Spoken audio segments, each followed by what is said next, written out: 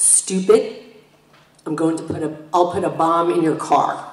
I wasn't looking at him when he first said it, but I turned to look at him while he was saying it. And yes, he was looking at me. The judge actually didn't hear what he said, so I repeated what was said to the judge, and I indicated to the judge, Your Honor, I don't know if he's talking to me or to you. And at that point, Mr. Rosario said to me, looking directly at me, you, meaning he was talking to me. I think the best way to describe it initially is I was stunned. I couldn't believe that he would say something like that in open court on the record. It was frightening, but at that point, I think initially I was just stunned and, a little bit frightened. At that point in time, I was given a county car, and I was not allowed to go to the courthouse without an armed detective. Now, I'm going to direct your attention to sometime in February of 2008.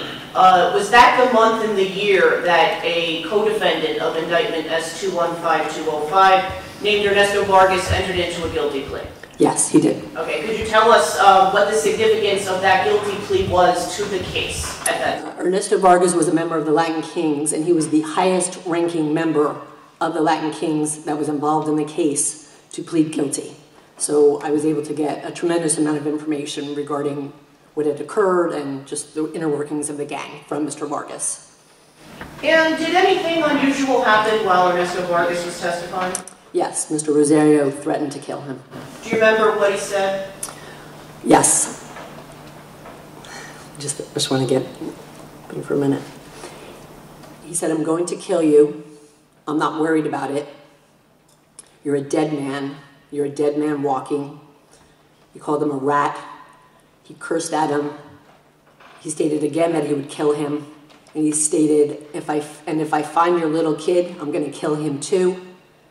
Then he indicated that his mother was dead, meaning Ernesto Vargas' mother was dead. Later that day, it was closer to lunch. We were on a break.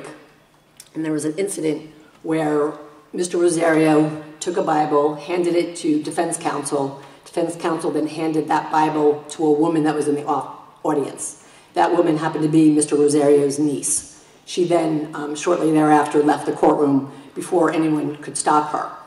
The Department of Corrections was very upset. They brought it to my attention, and when the judge came back on the bench, I brought it to his attention. So I was, at that point, telling the judge what had occurred, and that, I was concerned that there might have been a note in the Bible that had been passed to the woman. Why did that concern you, that there might be a note in the Bible that had been passed to this woman in the audience? Well, number one, because it was his niece, but Ernesto had just been threatened earlier that day, and, it was basically a way for him to communicate to the outside. I didn't know, who she was going to give it to or what the note might have said. And after you made that known to the judge, what, if anything, did Mr. Rosario say to you? Mr. Rosario had an outburst, and he indicated, it's a bomb, it's a bomb. The courtroom is going to blow up. Is that what you're afraid of, bitch? I told you I don't care how many life sentences you give me, I'm going to make sure that you get killed. I'll concentrate on that from my cell. And he went on, for a while, but basically that was the gist of it, that he was going to kill me or make sure that I got killed from his cell in jail, and that he didn't care how many life sentences he got.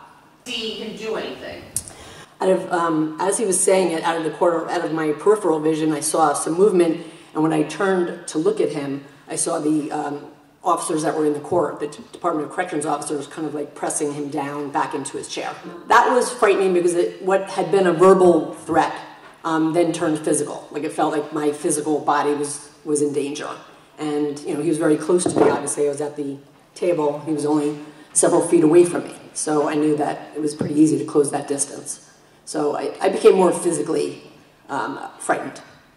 There were 3,000 Latin King members in New Jersey, and the jails are basically inundated with Latin Kings. So I knew it would be very easy for him to make communication, to make contact with someone either in the prison or outside of the prison.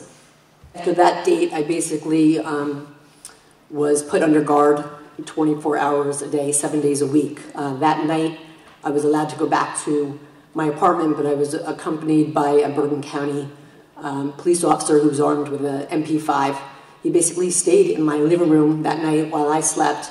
Then the following day, I had to go to a safe house where I remained, again, under 24-hour guard.